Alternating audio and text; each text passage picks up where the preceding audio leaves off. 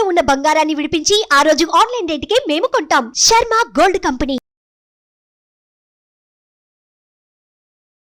నమస్తే. ప్రస్తుతం మనతో ఉన్నారు ప్రముఖ ఆధ్యాత్మికవేత్త, ప్రముఖ జ్యోతిష వాస్తు పండితులు మనతో సూర్యనారాయణ శర్మ గారు ఉన్నారు. వారితో మాట్లాడదాం. నమస్కారం గురుగారు. నమస్కారం అమ్మ. శుభం బియాదు. గురుగారు, ఇప్పుడు 2024 సంవత్సరంలో అసలు మిథున రాశి వారికి ఏ విధంగా ఉందండి? మిథున రాశిలో మనం వృషభ నక్షత్రం వస్తున్నామా 3-4 పాదాలు, ఆరుద్ర నక్షత్రం వస్తుంది 4 పాదాలు, అలాగే పునర్వస నక్షత్రం మొదటి 2-3 పాదాలు వస్తాయి. సో 3 అద్భుతమైన. పునర్వస నక్షత్రం గురుడి నక్షత్రం అంటాం, ఆరుద్రము శివుడి నక్షత్రం, అలాగే శని యొక్క నక్షత్రం రాహు నక్షత్రం అంటాం. సో ఈ 3 నక్షత్రాలకు సంబంధించిన వాళ్ళకి ఎలా ఉంటున్న విషయానికి వచ్చినప్పుడు ఏంటంటే ఫస్ట్ హాఫ్ తీసుకుందాం అంటే, ఎందుకంటే ఒక గురుడు మారుతున్నాడు 4 నెలల తర్వాత. గురుగ్రహం అంటే బృహస్పతి, మిగిలిన రాహు శని ఈ 2 మాత్రం యాజ్ ఇట్ ఈజ్ అలా ఉంటున్నారు. కాబట్టి ఈ బృహస్పతి ఏకాదశంలో ఉన్నాడు యాజ్ ఆన్ టుడే, అంటే లాభం ఇచ్చే ప్రదేశంలో ఉన్నాడు. మనం ఫిల్టర్ చేసుకుందాం. ఎలా చేసుకుందాం అంటే, ముందు భాగ్యంలో శనీశ్వరుడు కూర్చున్నాడు మిథున రాశి వారికి. భాగ్యం అంటే భాగ్యాధిపతి భాగ్యంలో ఉన్నాడు. 9th lord is 9th house, fine. 8th lord కూడా వాడు 9th హౌస్లో ఉన్నాడు. సో ఎక్కడైతే శనీశ్వరుడు కూర్చున్నాడో అది వాడు సొంత ఇంట్లో ఉన్నాడు కాబట్టి సంవత్సరం అంతా అక్కడ ఉంటాడు. కాబట్టి ఈ భాగ్యము అనేసి 9th హౌస్ అంటే ఎడ్యుకేషన్ గురించి చెప్తుంది, 9th హౌస్ అంటే తండ్రి గారి గురించి చెప్తుంది, 9th హౌస్ అంటే విదేశయానం గురించి చెప్తుంది. వాళ్ళ యొక్క లైఫ్ ఎలా ఉంటుంది, విదేశాల్లో వెళ్ళి చదువుకోని వాళ్ళు విద్యార్థులు ఉంటారు, సెటిల్ అవ్వాలనుకునే వ్యక్తులు ఉంటారు, వాళ్ళకి ఎలా ఉంటుంది చెప్తున్నాడు. ఇలాగా సాటర్న్ ఎప్పుడైతే అక్కడ 9th హౌస్ వచ్చాడో ఈ యొక్క ఎడ్యుకేషన్లో చేంజెస్, తర్వాత హయ్యర్ ఎడ్యుకేషన్ కోసం వెళ్ళాలనే ప్రయత్నం కానీ, అది విదేశాలకు వెళ్ళాలని చేసే ప్రయత్నం కానీ, వీటన్నిటిలో ఒక మూమెంట్స్ వచ్చే అవకాశం అయితే మనకు కనబడుతుంది. అంటే న్యూ థింకింగ్ అన్నమాట, లైఫ్లో న్యూ థింకింగ్ అని కనబడుతుంది అన్నమాట. ఆ థింకింగ్ చేసుకుంటూ ముందుకెళ్ళ చేసే ప్రయత్నంలో కొంత సక్సెస్ కనబడుతుంది. అలాగే అక్కడ సాటర్న్ 9th హౌస్లో కూర్చున్నాడు. 9th హౌస్లో ఉన్నాడు అంటే డెఫినెట్గా 9th హౌస్ అబౌట్ ఫాదర్ ఉంటాం. ఫాదర్ అన్నప్పుడు అంటే ఫాదర్కి ఏదైనా ఉంటే ఈ సంవత్సరం అంటే ఏ జాతకుడు అయితే వాళ్ళ నాన్నగారికి కొంత క్రైసిస్ కనబడవచ్చు. అంటే కొన్ని హెల్త్ ఇష్యూస్ చిన్న చిన్నవి వచ్చే అవకాశం ఉంటుంది. అంతకంటే మనకు మేజర్గా మనకు ఇబ్బంది పడే విషయం ఏంటంటే ఫాదర్ కొంచెం ఇల్ హెల్త్ ఉండడం, ఫాదర్ కోసం ఖర్చు పెట్టడం, ఆ మెడికల్ ఖర్చు పెట్టడం, ఆ స్ట్రెస్ మనం తీసుకోవడము, ఇవన్నీ మనకు సాటర్న్ వల్ల జరుగుతుందన్నమాట. ఇక 9th హౌస్లో ఉన్న అదృష్ట స్థానం అంటారు, భాగ్యస్థానం అంటాం. మనకు లక్ ఫేవర్ చేసేది కూడా 9th హౌసే. 9th హౌస్ బాగుంటే మన లక్కీయెస్ట్ పర్సన్ అనమాట. 9th హౌస్లో మంచి గ్రహాలు ఉంటే మనకు లక్ మంచి రైజింగ్ అవుతుంటన్నమాట. సో 9th హౌస్లో ఈ లగ్నానికి ఈ రాశికి మిత్రుడు వాడు, మిత్రుడై ఉన్నాడే కాబట్టి న్యూట్రల్గా ఉంటాడు, కొంచెం పాజిటివ్ కూడా చేస్తాడు. సో 9th హౌస్ సాటర్న్ అనేది ఒక లక్, ఒక 20% లక్ కూడా ఇచ్చే అవకాశం ఉంటుందన్నమాట. సో ఇవన్నిటిని మనం దృష్టిలో పెట్టుకుంటే సోర్స్ ఆఫ్ ఇన్కమ్, రిసోర్సెస్, కొత్త వెంచర్స్, కొత్త యాక్టివిటీస్, వీటన్నిటికీ ఒక 20% పాజిటివ్గానే ఈ సంవత్సరం అంతా ఉండడానికి అవకాశం ఉంటుంది. వీడు ఏం చేసినా రాజ్యంలో రాహు ఉన్నాడమ్మ, మాయాధనం ఇస్తాడు. మిథునం అనేసరికి వాళ్ళు డెఫినెట్గా ఏ ఉద్యోగం చేసినా ఫైనల్గా వాళ్ళు వ్యాపారం దిగడానికి ప్రయత్నం చేస్తారు. ఈ సంవత్సరం స్పెసిఫిక్గా వ్యాపారం చేసేవాళ్ళు ఎవరైతే ఉన్నారో వాళ్ళ గురించి చెప్పాల్సిన విషయం ఏంటంటే, రాజ్యంలో రాహు ఉన్నాడు. రాజ్యం అంటే వ్యవసాయ క్షేత్రం, ఇందాక మనం మాట్లాడుకున్నట్టుగానే ప్రొఫెషనల్ ప్లేస్. అక్కడ రాహు ఉంటే మాయాధనం ఇస్తారు. అంటే మోసపూరితమైన కాదు, మాయాధనం. మాయాధనం అంటే ఏంటి అంటే, మనం 10 రూపాయలు కష్టపడితే 100 రూపాయలు రావడం.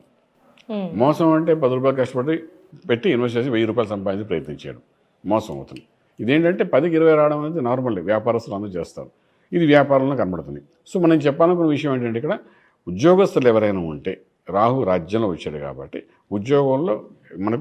ఉద్యోగంలో ఇంక్రిమెంట్తో పాటు సైడ్ ఏదైనా బెనిఫిట్స్ రావడం, కమిషన్స్ అనుకోండి, లేకపోతే ఇన్సెంటివ్స్ అనుకోండి, లేకపోతే ఎడిషనల్గా సైడ్ ఇన్కమ్ ఒకటి ట్రేడింగ్ చేసుకుంటే సైడ్ ఇన్కమ్ రావడానికి అనుకోండి. ఈ మిథున వాళ్ళు ఎప్పుడు 2 ద్విస్వభావం కలిగిన వ్యక్తులు. వాళ్ళు ఏంటంటే ఒక సంపాదనతో ఖుషీగా ఉంటారు.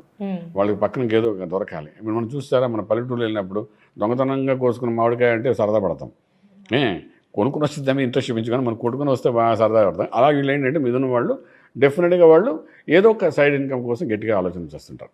ఆ ఆలోచనలో సక్సెస్ అవుతారు. ఫర్ ఎగ్జాంపుల్ ఒక ఐటీలో వర్క్ చేస్తున్నాడు, వాడు సైడ్ ఇంటి దగ్గర చిన్న మినీ హోటల్ ఏదో ఫాస్ట్ ఫుడ్ సెంటర్ పెట్టాలనుకుంటాడు, సరదాగా పెడితే సక్సెస్ఫుల్ అవుతున్నారు. ప్రాబ్లం లేదు. Specially food industry, pharma industry, agriculture industry, తర్వాత మీడియా రంగం వాళ్ళు, అలాగే మన ఫిల్మ్ ఇండస్ట్రీ వాళ్ళు, ప్రొడ్యూసర్, డైరెక్టర్, మొత్తం అందరికీ వీళ్ళందరూ, అలాగే ట్రేడింగ్ చేసేవాళ్ళు, బంగారం వ్యాపారం చేసేవాళ్ళు, వీళ్ళందరికీ కూడా ఈ సంవత్సరం రాజ్యంలో రాహు ఉన్నాడు కాబట్టి మూలధనం అంటే గ్రాస్ ప్రాఫిట్స్, గ్రాస్ ఇన్కమ్ అనేది హెవీగా ఉండడానికి అవకాశం ఉంటుందన్నమాట. అలా ఉంటుంటే అక్కడ నుండి లాభంలో గురుడు వచ్చి ఉన్నాడు. లాభంలో ఉంటాడు ఫస్ట్ 4 months. ఫస్ట్ 4 months అంటే మన ఏప్రిల్ వరకు, మనం అనుకున్నా కదా ఏప్రిల్ వరకు మేషం ఉంటాడని, అది లాభస్థానం అవుతుంది నిజానమాట. ఉంటే ఏంటంటే వీడు చేసిన దాంట్లో ఒక ప్యూరిఫైగా అసలు ప్రాఫిట్స్ ఎంత అన్నది వాడు క్లియర్గా చూపిస్తాడు, ట్రాన్స్పరెంట్గా చూపిస్తాడు గురువు. సో మనకు భాగ్యము, రాజ్యము, లాభము 3 బాగున్నాయి కాబట్టి డెఫినెట్గా వాళ్ళకి ఫస్ట్ 4 months అనేది ఏ గుడ్ టైం అని చెప్పచ్చు. నెక్స్ట్ 4 months దగ్గర 4 months తర్వాత వచ్చి 8 months ఏంటంటే 12 ఇంట్లో గురుడు వచ్చి కూర్చుంటాడు. అది వాడు శత్రుక్షేత్రంలో కూర్చుంటాడు. ఈ రాశి వాడికి సపోర్ట్ చేయడం వాడు దేనికిను. సో ఏంటంటే రాంగ్ క్యాలిక్యులేషన్స్ వేయడము, రాంగ్ ఐడియాస్ ఇవ్వడము, ఇచ్చి దానికోసం ఖర్చు పెట్టించడం, తర్వాత రిలైజ్ అవ్వడము, ఇవన్నీ ఏప్రిల్ నుండి చూపిస్తుంటాడు.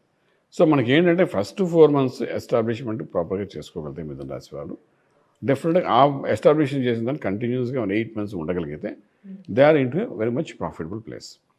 ఎందుకంటే ఈ 3 planets సినిమా అంతా చూపిస్తాయి ఈ సంవత్సరం అంతా. ఏది సినిమా అంటే ఈజీగా అర్థమవుతుంది చెప్పానంటే రాహు, శని అండ్ బృహస్పతి. మిగిలిన వాళ్ళు ఇఫ్సార్ బర్త్లా ఉంటాయి, ఈ 3 మాత్రం కన్ఫర్మ్గా చూపిస్తాయి. సో వీళ్ళ యొక్క ట్రాన్సిట్ అలా ఉంది కాబట్టి మనం డెఫినెట్గా ఫస్ట్ 4 months మంచి ఎస్టాబ్లిష్ చేయాల్సిన అవకాశం ఎంతైనా వీళ్ళకి చెప్పగలుగుతాం. అలానే ఇప్పుడు నిరుద్యోగులు ఉంటారు కదండి, ఉద్యోగం లేని వాళ్ళకి ఈ సంవత్సరంలో అంటే వచ్చే ఛాన్స్ ఉందంటారా? నిరుద్యోగులకి ఏంటంటే చిన్న లాటరీ తగిలినట్టు అవుతుందండి. కానీ మెయింటైన్ చేయగలిగితే 4 months ఇప్పుడు చూస్తే ప్రొవిజన్ పీరియడ్ అంటారు, ఏదో చిన్న ఉద్యోగ రంగం 3 నెలలు కరెక్ట్గా చేస్తే పర్మనెంట్ చేస్తాం 6 నెలలు అంటారు. అలాంటివి కొన్ని అవకాశాలు దొరుకుతాయి. ఎందుకు రాహు రాజ్యంలో ఉన్నది దొరుకుతుంది. సో ఇంటలెక్చువల్ ప్లానింగ్తో వాళ్ళు సక్సెస్ఫుల్ అవుతారు, డెఫినెట్గా ఎస్టాబ్లిష్ చేసుకుంటారు.